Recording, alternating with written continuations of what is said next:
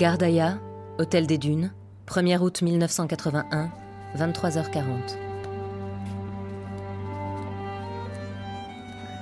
Sur le toit, on respira mieux. L'air du désert est pur. Regardez les dunes. Avec la lumière de la lune, on dirait un décor de film en carton-pâte.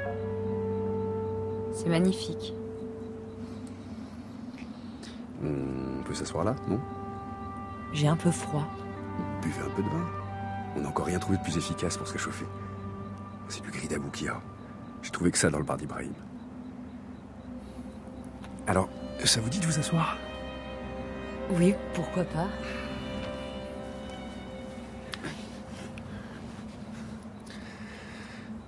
Ça me fait du bien d'être là. Ça me rappelle mon enfance. J'espère que vous n'avez rien contre la piquette. Tenez.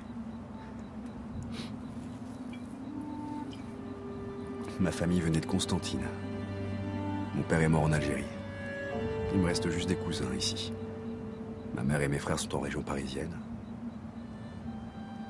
Moi, j'ai perdu ma mère il y a 2 ans. Elle était malade. Elle est morte en 6 mois. Elle était consciente de tout ce qui lui arrivait. Je crois que je me remettrai jamais de sa mort. On s'en remet jamais vraiment.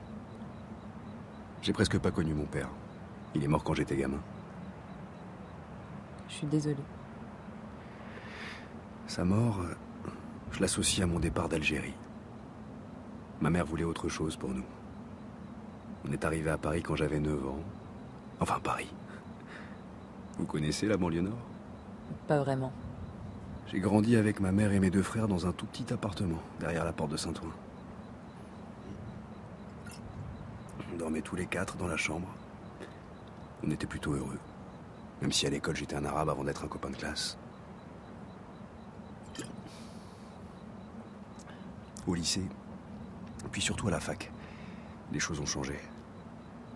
J'ai découvert Frantz Fanon, des auteurs de la décolonisation, et puis Foucault et bien sûr Marx. J'ai commencé à militer à l'UEC, l'Union des étudiants communistes. Les AG, les débats, les collages d'affiches. J'ai eu l'impression d'avoir trouvé ma place. Vous faites de la politique. Je vous vois mal là-dedans. Disons que je mène un combat personnel et que la politique m'aide à le canaliser.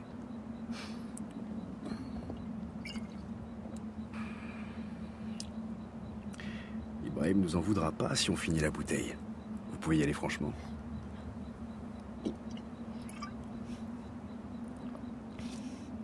C'est vrai qu'il est pas bon. Mais ça fait du bien. Et ça fait du bien de discuter. Et vous? Vos premières années? J'ai grandi coupée du monde, dans un pays qui n'était pas le mien, ici en Algérie. Enfant déjà, j'étais une solitaire.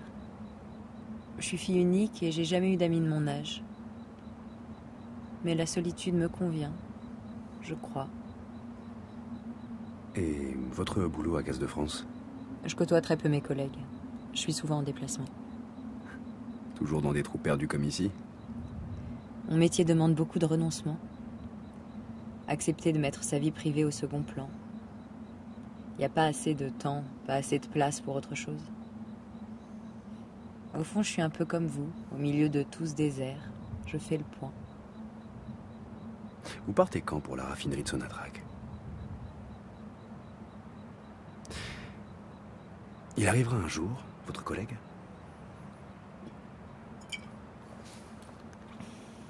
On s'habitue à ce vin. À la vôtre? Saha? Saha. Au désert.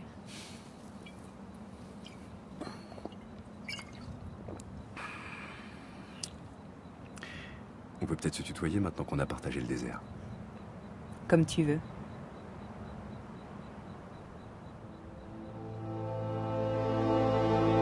Paris, cimetière du Montparnasse. 3 août 1981, 10h. Hector Créange.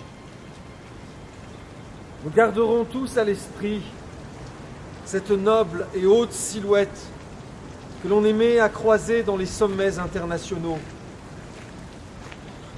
Fin causeur, habile bretteur, bon joueur, il incarnait mieux que quiconque l'esprit français. Hector Créange avait une parfaite maîtrise des relations internationales. Tous ces gens rassemblés, ils n'ont pas la moindre idée de qui était vraiment l'homme qu'ils enterrent. Et ils ne le sauront jamais, c'est parfait ainsi. Tout ce qui compte, c'est que Créange soit neutralisé. Neutralisé certes, mais par une autre main que la nôtre. Je vais concentrer tous nos efforts sur la piste genevoise. Il faut retrouver ces assassins. Il n'en est pas question. Nous n'avons pas les ressources nécessaires et ce n'est pas notre objectif à court terme.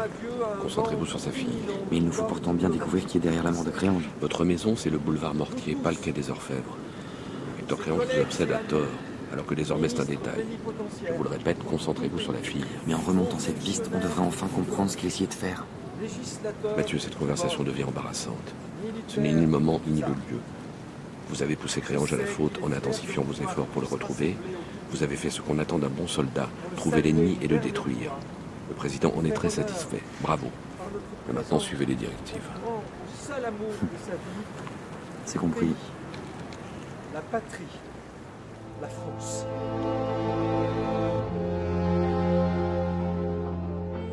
Gardaïa, Café des Sports, 15h.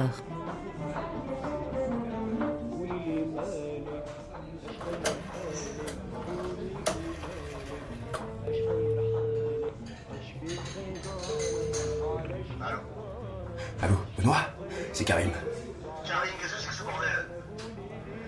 Écoute-moi, j'ai voulu attendre avant d'en être certain, mais j'ai trouvé la fille de Créange. Elle est dans un hôtel à côté de Gardaïa où elle attend son père, tu te rends compte? Il est en train de magouiller je ne sais quoi en Algérie. Hector Créange est mort. Quoi? Qu'est-ce que tu dis? Il a été enterré ce matin au cimetière de Montparnasse. Sa nécro est parue dans le monde. Mais c'est pas possible. Il est mort comment? Crise cardiaque. Apparemment, c'était pas le dernier sur le whisky et les cigares. Putain. Bon, c'est terminé cette histoire. Tu rentres à Paris immédiatement. Je veux te voir après-demain au journal. Mais sa fille! J'étais à ça de le coincer. Elle peut sans doute m'aider à... je sais pas... Oh, Karim, le monde s'est pas arrêté de tourner depuis ton départ. J'ai un service politique à faire marcher et t'en fais encore partie. Si t'es pas à Paris après-demain, t'es viré, c'est compris? Ok. On peut quand même sortir l'enquête, non? La torture, les barbouzes de la droite, Mitterrand, il y a de la matière. Arrête! On publie rien du tout. Et t'es enterré en grande pompe avec tout le gratin autour de son cercueil. C'est fini. Il méritait de tomber en public, d'aller en prison. Je sais que tu voulais venger ton père. Je t'avais dit que c'était une mauvaise idée. Des ordures non démasquées, il y en a des centaines qui courent en Europe. Je vais quand même pas t'apprendre que la vie est injuste. Allez, ressaisis-toi et rentre. Je te rappelle.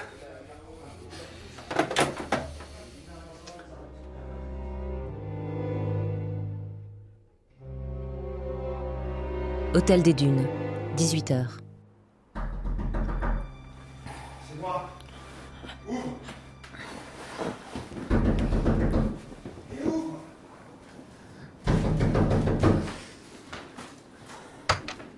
Qu'est-ce qui se passe? Ton père est mort. Mon père? De quoi tu me parles? Je sais qui tu es. Hector Créange est mort. Tu comprends? Quoi? Je suis journaliste, Sophie. Je travaille pour l'humanité. Je t'ai menti et j'enquête sur ton père. Qu'est-ce que c'est que ces conneries? Appelle qui tu veux, Le Monde, le bulletin quotidien. Sa nécrologie est partout. Il a été enterré ce matin. Tais-toi!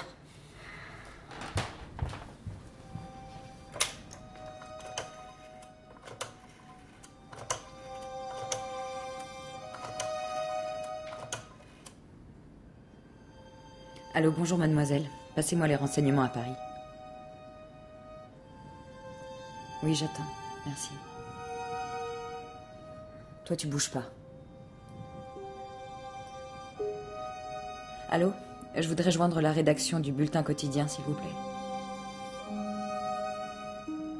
Bonjour, je voudrais avoir la confirmation d'une information que vous avez fait paraître. Il s'agit de la mort d'un diplomate. Hector Créange. D'accord. Quand? Merci.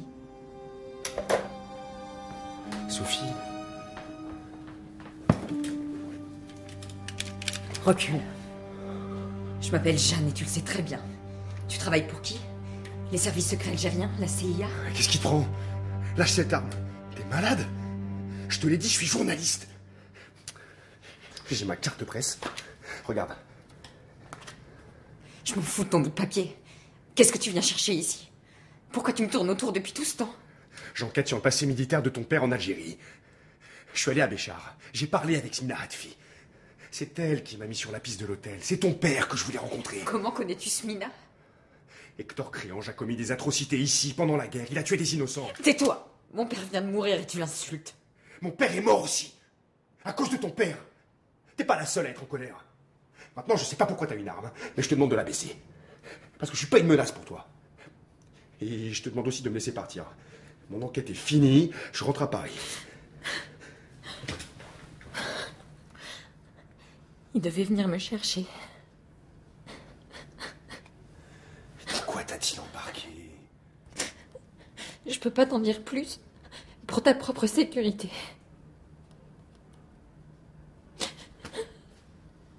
C'est lui que t'attendais ici? Tu vas faire quoi maintenant? J'en sais rien. Je suis recherchée. Par qui? Les Américains. La CIA. Je suis sûre qu'ils sont derrière la mort de mon père. Mais toi, dans tout ça? Il faut que je me signale auprès des services à Paris. Les services? Tu veux dire le SDEC? T'es certaine que tu peux avoir confiance en eux? S'il te plaît, ne rends pas les choses encore plus compliquées. Ce sont les seuls à pouvoir m'aider. Calme-toi. Prends le temps d'y voir clair. Je vais t'aider. Demain, on prend ma voiture jusqu'à Alger. On embarque sur le bateau pour Marseille. T'es un journaliste communiste et je suis une fugitive. Comment tu veux qu'on s'en sorte? Ah, tu peux venir chez moi à Saint-Ouen. Je suis en lien avec des réseaux militants, des copains de copains qui sont pas en odeur de sainteté avec la police. Hein? Tu te planques un moment si besoin. Je sais pas. Et quoi qu'il arrive, demain, on se met en mouvement. Oui, d'accord. Qu'est-ce que... Faites pas les marioles. Levez-vous calmement. De ce côté. Tu crois? Voilà, tu fermes ta gueule et tu bouges plus. Vous êtes qui? On est des citoyens français. Stop, Karim. Je t'en prie, fais ce qu'il te dit. Il est pas venu pour toi. Je suis journaliste. Je vous déconseille fortement de faire une connerie. Ferme-la ou je te bute. Toi, la gonzesse, habille-toi. Tu me parles sur un autre ton, connard. On est en Algérie, ici. C'est pas toi qui...